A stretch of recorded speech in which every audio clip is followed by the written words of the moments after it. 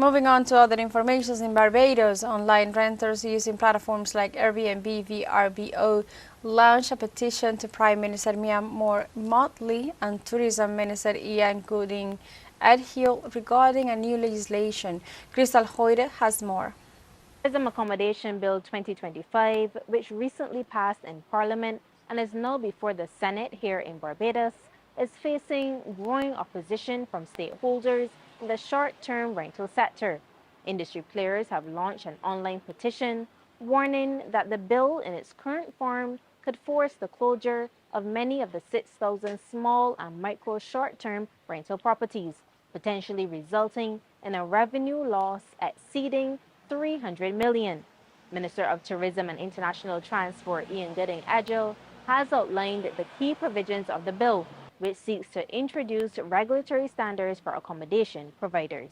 If persons are going to be offering vacation rental accommodation, that is absolutely necessary that they license.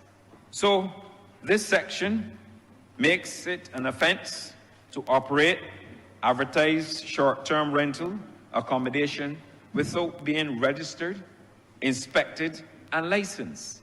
And Mr. Speaker, when we look at it, Clause 4.3 of the bill, it makes it clear that if a person contravenes this process, that the person is guilty of an offense and liable on conviction, a summary conviction, to a fine of $250,000.